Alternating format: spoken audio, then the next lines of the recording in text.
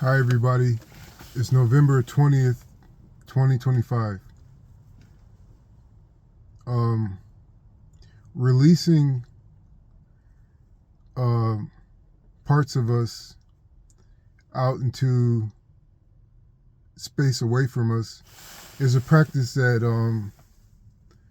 is sporadic, and it's not the type of thing that we go through constantly. Releasing things is required once things accumulate and they either serve us no more, or they are harming us, or they are just distractions and they're not really worth that much. But a lot of people will tell you that if you are suffering or if you are having trouble, that you need to release people, or you need to release thought forms, or you need to release your anger, or whatever have you, what have you. But it's releasing is sometimes just quitting. And I've noticed that quitting has become a skill in my advanced years. Quitting used to be my problem in my youth. I would quit too soon. I would quit after I got scared. I would quit after the workload was greater than I thought it was going to be. So quitting was actually a problem that I partook into too much. But as I get older, the skill of quitting is playing the energy levels within you that influence you. And what I mean by that is the skill of quitting is knowing when there's a new opportunity, because something is no longer it no longer has the energy to progress you or to heal you or to benefit you. So the skill of quitting becomes less about shirking responsibility and not having the attention span, and it transfers into um, pro, building bridges to other parts of your life and to new people, and to seeing what is out there to be seen. So quitting in your youth is probably cutting off, but quitting in your adulthood is basically connections and progression. And so one of the tricks that I found in life is that those that have a deep understanding of themselves, and those who have more depth than the usual people, they come under attacks in a specific or in a nuanced way. So let's say you have found something that you love and you really enjoy, and you've been at it for years, or maybe less, or maybe more. And so you find something you really enjoy, and then this thought kind of pricks into your sky, and it's a little light. First it's a little gleam of light, and it gives you this kind of deprecating suggestion, saying that maybe this isn't the right answer. You've been doing this and you're not getting what you initially wanted from it. So you ignore that little pinprick in your sky for a little bit, and then it starts to grow and rip open further and further. And then but you cannot forget that you love this part of your life that you have embarked upon and that you've been ensconced in for this time. But that rip in the sky telling you that this isn't for you, and it's too much, and it's going to be your ending, or whatever it may say to you. So you know that you are a person of depth, and you know that you are responsible, and you know that your perception is keen. But this is a trick to play on your confidence of your spiritual level, in order to get you to quit what you love, to quit the people that you love, quit the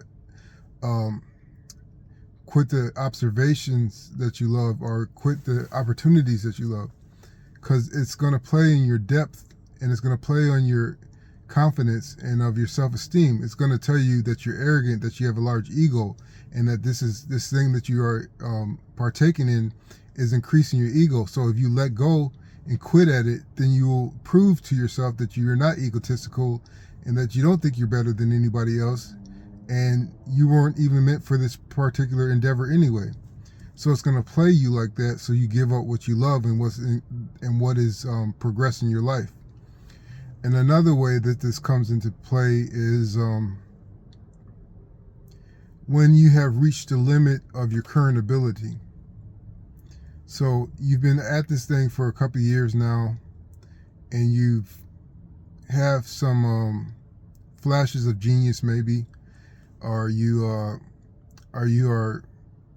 predominantly doing things on autopilot because you have understood the concept of this endeavor that you are partaking in. So you have reached your limit, and you aren't bored yet, but there isn't much more to do at the current level of your skill. And so what will come into your mind is like, okay, maybe you need to focus on something else. But just because you have reached a ceiling in your skill, it doesn't mean you have stopped appreciating and enjoying this certain part of your life or this person in your life.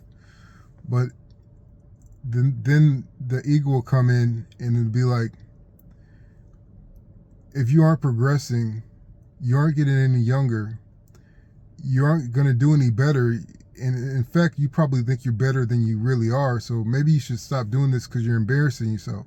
And they will come with all these arguments in order to get you to quit based on your ego as the one before, or based on your the time left you have in your life supposedly.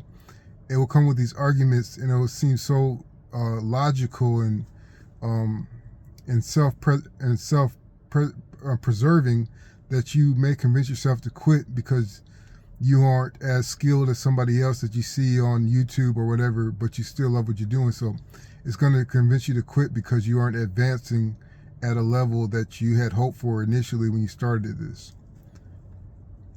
And the counter to all these sorts of arguments is that